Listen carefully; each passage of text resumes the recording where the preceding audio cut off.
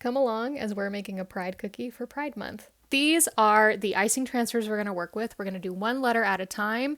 Each letter is going to be a different color. So we're starting off with red, and this is a template you can find in the step-by-step guide down below. You can download it, print it off. If you had an iPad, you could technically put a piece of parchment paper on your iPad and just pipe onto that if you wanted to. I haven't done that. I feel like touching it would really screw things up, but do what you want to do. So you want to start off with the outline like every other thing we do when it comes to cookie decorating. And I recommend going slow so you can have very clear precision. And you see I'm going down. I know that it goes to a really sharp point. I can't get that precise with this piping bag. So I can always come back with my scribe later. And one thing I don't show here that I would actually recommend is outlining the P for all of the icing transfers you want to make. So I did 6. I would outline the P for each of them, and then I would come back and fill it in. And this just gives you a really solid edge for it to dry. And depending on your speed, you might want to do like 3. So one side of a sheet of paper and then the other side of the sheet of paper, because there's 6 on the template for you to print off. So that's an option for that. And then coming in and filling it in, just because it's spread a little bit more than I wanted to. It all worked out in the end. There's nothing wrong with it spreading a little bit, but if I had let it set up, if I'd let the icing outline set up just a little bit more by, doing 2 more P's or something, then it wouldn't have spread as much. You can see I kind of like lost the hole in the middle of my P. So I shake the parchment paper, which I didn't mind doing for this cookie, and then I came in with my scribe. So you can do one or the other. Honestly, just depends on what you prefer and also the type of icing consistency that you ended up with. But I'm using my scribe to make sure that things are getting where I want them to be. And you can immediately move on to the next color. You don't have to wait for any of these to dry in order to be like, okay, well, the P's dry, now I can do the R. Nope, you don't need to do that. So the R I did all in orange. You obviously can change which colors you want where in this set for any of the letters, but this is the color pattern that I used. The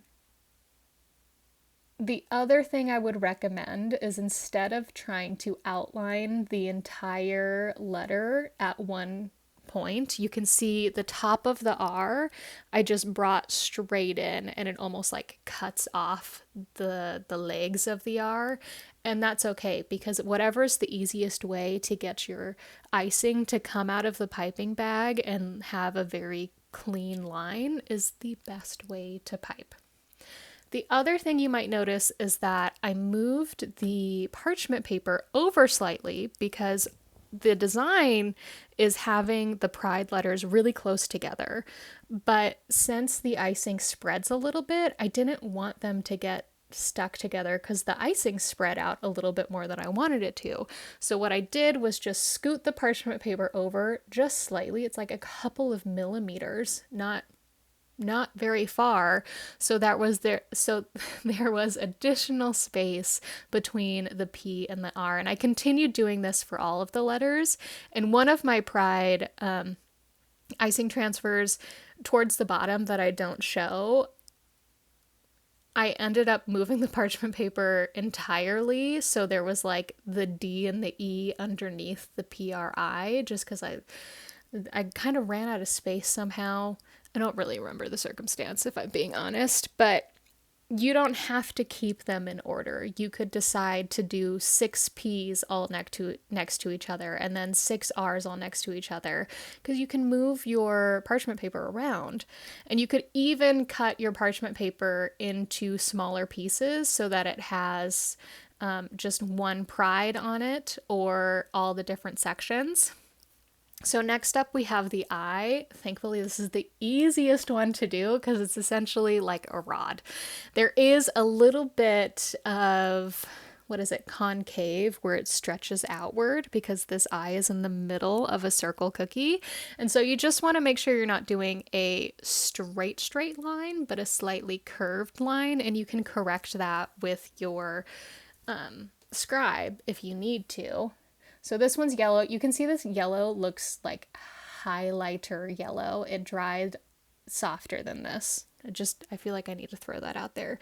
So I didn't super fill in because my yellow was a little thinner than my red and my orange, and I didn't want it to kind of blob out. So I come in with my scribe to push the middle section to the edge and also just straighten up my corners and get the curves of that eye kind of spread out. You can also see how I scooted the parchment paper over again so my eye is not so close to the R. Next up, we have the D. This was probably my second favorite letter to pipe because similar to the I, it's a very simple letter and there's a lot to it. And this one is green. And I start off by doing the straight line up and then doing the curve of the D. And you can see my icing breaks every once in a while. Keep going. Keep decorating. You can always come and fill in those sections. And I also made the center of the D, the space, that hole in the middle, slightly larger than the image transfer. And you'll notice the image transfer that I have for you is slightly different from the font that I'm using here because I went through and traced that font and just tried to correct some of those things that were a little hard about this image transfer so you don't have to deal with them. So the P has a slightly bigger hole in the middle, same with the R, same with the D. The R doesn't have quite as funky of a leg to it, those types of changes, so that it's hopefully easier for you to make these these icing transfers. And as I was going through them, I kept thinking, does this even look like the right letter? I had to ask my family and friends multiple times, like, does this look good? And everyone kept saying yes, they did. They knew exactly what it was. So trust the process. That's really what I'm saying. And just like I said with the P in the beginning, you might find it easiest, and this is what I truly did with all of the other letters in this set, was to outline them. Outline the rest of them. So it's like outline the E and then do the rest of the E's and then come back and fill it in so that I had a very strong edge of that letter. And it doesn't have to dry completely because we still want some movement with it. We still want it to blend in with the rest of the icing we put on top, but it just gets a little bit of that crust so it stays more in place. And I felt that was particularly important for the P and the E because the shape of those letters is so different than they normally would be because they're in a circle. So it's just a little bit harder to read them as being specific letters, just because of the shape they're in. After they have dried, which I found you gave them a couple hours, they would dry pretty quickly. I was pretty shocked by that. And some people you'll see using tweezers to move them. I found as soon as I moved the parchment paper at all, the icing transfers just came apart. And then what I did, I made more icing transfers than the cookies I was going to decorate. So I did 3 in this set for me, but I made 6 transfers. So I could pick out my favorite P's, my favorite R's, my favorite I's, D's, and E's, and organize them how I wanted them. So I wasn't stuck with, well, these are the only ones I have, so they have to be the ones I use. I could choose the ones that I felt looked the best. Now, to make the base of this pride cookie, you're going to take your white icing and outline your circle cookie. And you can, again, let that dry a little bit. You could outline all of the pride cookies you're going to make. A little confusing because this is a pride set, but there's a pride cookie in the set. So I'm specifically talking about the pride cookie, not the set as a whole. So you could outline all of your pride cookies and then come back and add in I want to say filling, and that's just not right. Then you can fill in the center of your outline. And I like to leave a slight edge on the outside and push the icing to the outside. Another important to that outside line, another important thing to notice and realize is you are going to need more icing than you expect, particularly as a beginner, because you think, oh, I don't want to overdo it. You're likely not going to overdo it. You want a flat surface. So if you see the light reflecting in a weird wavy way, you probably need a little bit more icing, and you can see that evens out very nicely. So this cookie is crusted over, so it's a little bit more matte than it is glossy, as you can see from that original transition. And we're going to start transferring these icing transfers to the cookie. So I recommend starting with the eye because it is straight up in the middle, and you can place that in the middle. I also recommend using tweezers because my hands were shaking. I do not have steady hands. The tweezers were far more helpful. You're going to put a little bit of icing on the back. You definitely don't want to overdo it. And I also recommended using white, the base of your cookie. So if any kind of seeps out, it's not going to stand out too much. And so after I placed the I went to the left and did the R and then the P.